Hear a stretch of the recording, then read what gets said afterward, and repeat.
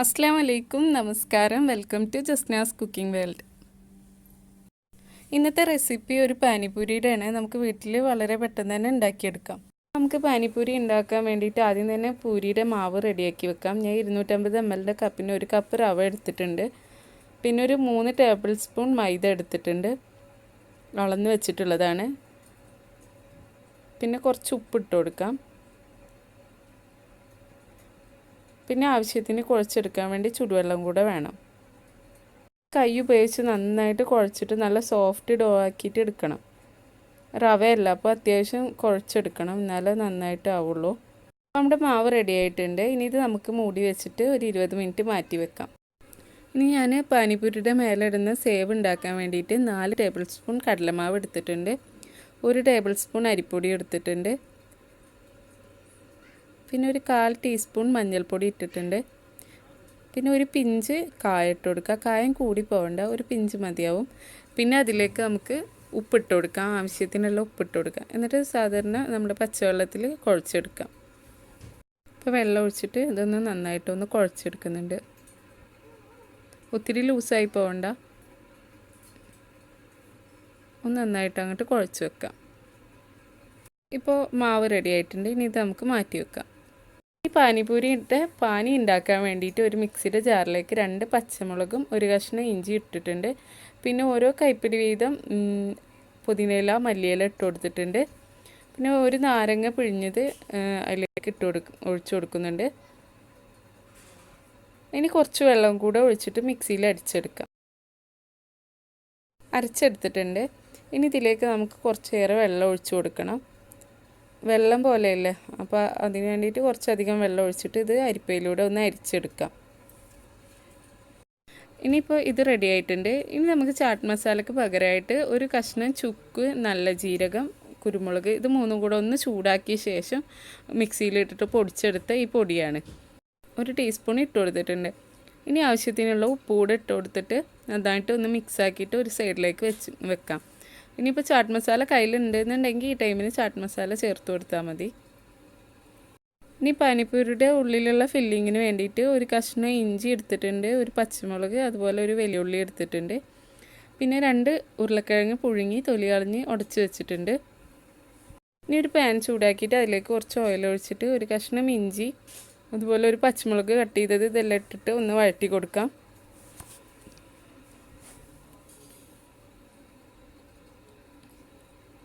എന്നിട്ട് അതിലേക്ക് ഉള്ളി ഇട്ട് കൊടുക്കാം. ഇനി ഉള്ളിയും കൂടെ ഇട്ടിട്ട് അത് നന്നായിട്ടൊന്ന് വഴറ്റിയെടുക്കാം. എന്നിട്ട് ഇതിലേക്ക് വേണമെന്നുണ്ടെങ്കിൽ കുറച്ച് മഞ്ഞൾപ്പൊടി കൂടെ ചേർത്ത് കൊടുക്കാം. മഞ്ഞൾപ്പൊടി നിർബന്ധമൊന്നുമില്ല, വേണമെന്നുണ്ടെങ്കിൽ ഒരു കളറിന് വേണ്ടി ചേർത്ത് കൊടുക്കാം. ഞാനൊരു പിഞ്ച് ചേർത്ത് കൊടുക്കുന്നുണ്ട്. പിന്നെ ആവശ്യത്തിനുള്ള ഉള്ളിക്ക് വേണ്ട ഉപ്പും കൂടെ ഇട്ട് കൊടുത്തിട്ടുണ്ട്. ഉരുളക്കിഴങ്ങിൽ നമ്മൾ ഉപ്പിട്ടിട്ടാണ് പുഴുങ്ങി വെച്ചിട്ടുള്ളത്. ഇനി ഇതെല്ലാം കൂടെ ഒന്ന് ഇളക്കി കൊടുത്ത ശേഷം നമ്മുടെ ഉരുളക്കിഴങ്ങ് ഉടച്ച് വെച്ചത് ഇതിലേക്ക് ഇട്ട് കൊടുത്തിട്ടുണ്ട്. ഇനി നന്നായിട്ട് മിക്സാക്കി എടുക്കാം. അപ്പോൾ ഇത് റെഡി ആയിട്ടുണ്ട്. ഇനി ഇതൊരു സൈഡിലേക്ക് മാറ്റാം. ഇനി പാനിപൂരിയുടെ ഉള്ളിലൊഴിക്കുന്ന സ്വീറ്റ് ചട്നിക്ക് വേണ്ടിയിട്ട് ഇതുപോലെ ഞാൻ ഇത്ര പോരെ പുളിയാണ് എടുത്തിട്ടുണ്ടായിരുന്നത്. എന്നിട്ട് അത് വെള്ളത്തിൽ കുതിർത്തിട്ട് പിഴിഞ്ഞെടുത്ത് അരിച്ച് വെച്ചിട്ടുള്ളതാണ്. പിന്നെ ഒരു അച്ച് ശർക്കര എടുത്തിട്ടുണ്ട്. പിന്നെ കുറച്ച് കാശ്മീരി ചില്ലി എടുത്തിട്ടുണ്ട്, ഒരു 1/2 ടേബിൾ സ്പൂൺ എടുത്തിട്ടുണ്ട്. പിന്നെ നമ്മുടെ നേരത്തെ നല്ല ജീരകം, ചുക്ക്, കുരുമുളക് വറുത്ത് പൊടിച്ചത് അതും കുറച്ചെടുത്തിട്ടുണ്ട്. ആ പൊടി പുളിവെള്ളം ഞാൻ ഒരു പാത്രത്തിലേക്ക് ഒഴിച്ചിട്ടുണ്ട്. പിന്നെ ഒരു പീസ് ശർക്കരയും കൂടെ ചേർത്ത് കൊടുക്കുന്നുണ്ട്. ഇനി ഇത് രണ്ടും കൂടെ ഒന്ന് നന്നായിട്ട് തിളച്ച് വരട്ടെ. ഇതിലേക്ക് പൊടികളൊക്കെ ചേർത്ത് കൊടുക്കാം.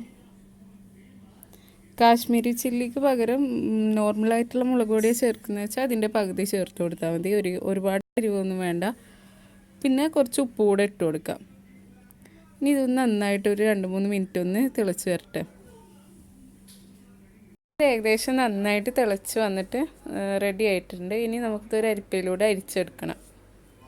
ഞാനിത് അരിച്ചെടുത്തിട്ടുണ്ട്. ഇനി ഇത് ഇരിക്കും തോറും ഇതൊന്നും കൂടെ തിക്കായിട്ട് വരും.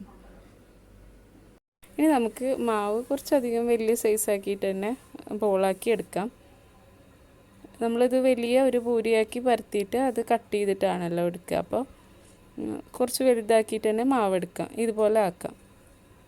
ഇനി കുറച്ച് മൈദപ്പൊടി ഇട്ടിട്ട് ഇതൊന്ന് നന്നായിട്ട് പരത്തിയെടുക്കാം.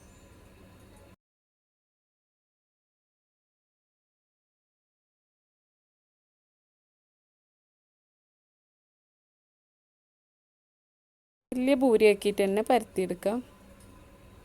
നല്ല തിന്നായിട്ട് പരത്തിയെടുക്കാം.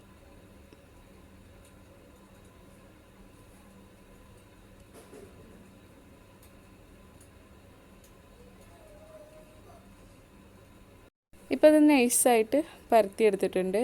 ഇനി നമുക്കിത് ഒരു ഗ്ലാസ്സോ അല്ലെങ്കിൽ ഒരു മൂടിയോ എടുത്തിട്ട്, ഇതുപോലത്തെ ഒരു മൂടി എടുത്തിട്ട്, ചെറുതാവണം, അധികം വലുതാവരുത്, ഇതുപോലത്തെ ഒരു സൈസ്. ഇനി ഇത് കട്ട് ചെയ്തെടുക്കാം. ഇതുപോലെ കട്ട് ചെയ്തെടുക്കാം.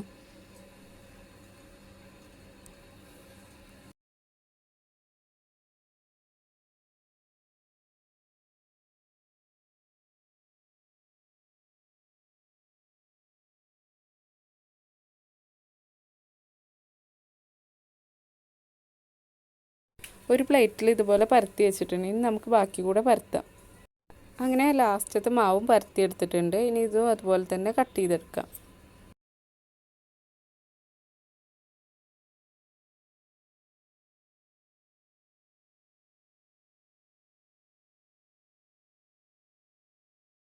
ഇപ്പം എല്ലാ മാവും പരത്തിയെടുത്തിട്ടുണ്ട്. ഇനി നമുക്കിത് ഓയിൽ ഒഴിച്ചിട്ടൊന്ന് ഫ്രൈ ചെയ്തെടുക്കാം.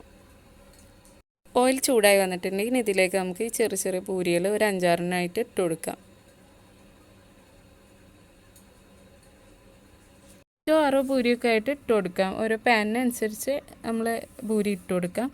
ഇനി ഇതൊക്കെ ഒന്ന് നന്നായിട്ട് പൊന്തി വരുന്നുണ്ട്, പൊള്ളച്ച് വരുന്നുണ്ട്. അപ്പോൾ 2 സൈഡും ഒന്ന് മറിച്ചിട്ടിട്ട് നോർമലായിട്ട് നമ്മൾ പൂരി പൊരിക്കുന്ന പോലെ 2 സൈഡും ഒന്നായാൽ കോരി മാറ്റാം.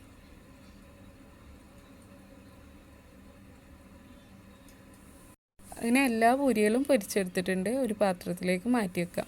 ചെറിയ പൂരിയായ കാരണം നമുക്ക് ആ മാവ് കൊണ്ട് ഒരുപാട് പൂരികൾ ഉണ്ടാക്കിയെടുക്കാൻ പറ്റും. നൂൽപുട്ടിൻ്റെ അച്ചെടുത്തിട്ടുണ്ട്. അതിലേക്ക് നമ്മൾ കുഴച്ച് വെച്ച കടലമാവ് ഇട്ട് കൊടുത്തിട്ടുണ്ട്. ഇനി ഇത് എണ്ണയിൽ ഇങ്ങനെ ഒന്നങ്ങോട്ട് ചുറ്റിച്ചെടുക്കാം. ഇങ്ങനെ ഒരു 3 ട്രിപ്പൊക്കെ ആയിട്ട് നമുക്ക് ഉണ്ടാക്കിയെടുക്കാം. 2 സൈഡും ഇങ്ങനെ ഒന്ന് മൊരിഞ്ഞ് വരുമ്പോൾ നമുക്ക് എണ്ണയിൽ നിന്നൊന്ന് മാറ്റാം. ഒന്ന് മറിച്ചിട്ട് കൊടുക്കാം. ഒരുപാട് അങ്ങോട്ട് മൊരിഞ്ഞ് കളർ മാറണ്ട. ചെറിയ യെല്ലോയിഷ് കളറിൽ തന്നെ ഇരിക്കുന്നതാണ് ഭംഗി. ബാക്കി എല്ലാ മാവും ഇതുപോലെ ഫ്രൈ ആക്കി എടുത്തിട്ടുണ്ട്. നല്ല ക്രിസ്പി ആയിട്ട് ഇരിക്കുന്നുണ്ട്. പാനിപൂരിയുടെ ഫില്ലിംഗ് എല്ലാം റെഡി ആയിട്ടുണ്ട്. ഇനി നമുക്കിതൊന്ന് സെറ്റാക്കി എടുക്കാം. നമ്മുടെ സ്വീറ്റ് ചട്നിയൊക്കെ നന്നായിട്ട് തിക്കായിട്ട് ഇരിക്കുന്നുണ്ട്. സേവും നല്ല ക്രിസ്പി ആയിട്ട് തന്നെ ഇരിക്കുന്നുണ്ട്. പൂരി ഇതാ നല്ല ക്രിസ്പി ആയിട്ടായിരിക്കുന്നത്. ഞാൻ പൊട്ടിച്ച് കാണിച്ചു തരാം. പൂരി എടുത്തിട്ട് ഇതുപോലെ ഒന്ന് പൊട്ടിച്ചെടുത്തിട്ട് അതിലേക്ക് പൊട്ടാറ്റോ മസാല വെച്ച് കൊടുക്കാം.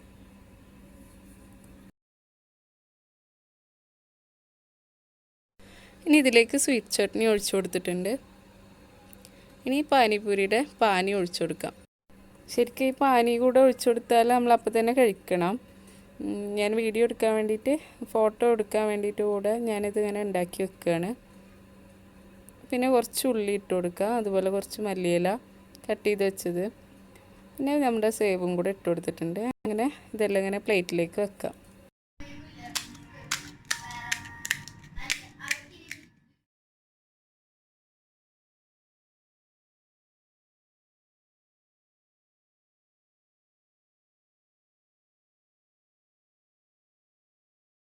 ഇങ്ങനെ നമുക്ക് എല്ലാ പാനിപൂരിയും അങ്ങോട്ട് ഉണ്ടാക്കിയെടുക്കാം. അങ്ങനെ നമ്മുടെ പാനിപൂരി ഇവിടെ റെഡി ആയിട്ടുണ്ട്. അപ്പോൾ ഇതുപോലെ ഉണ്ടാക്കിയിട്ടില്ല എന്നുണ്ടെങ്കിൽ ഒന്ന് ഉണ്ടാക്കി നോക്കുക. അപ്പോൾ നിങ്ങൾക്ക് ഈ വീഡിയോ ഇഷ്ടമാവുകയാണെങ്കിൽ ലൈക്ക് ചെയ്യുക, ഷെയർ ചെയ്യുക. അതുപോലെ സബ്സ്ക്രൈബ് ചെയ്യാത്തവരാണെങ്കിൽ ഒന്ന് സബ്സ്ക്രൈബും കൂടെ ചെയ്യുക.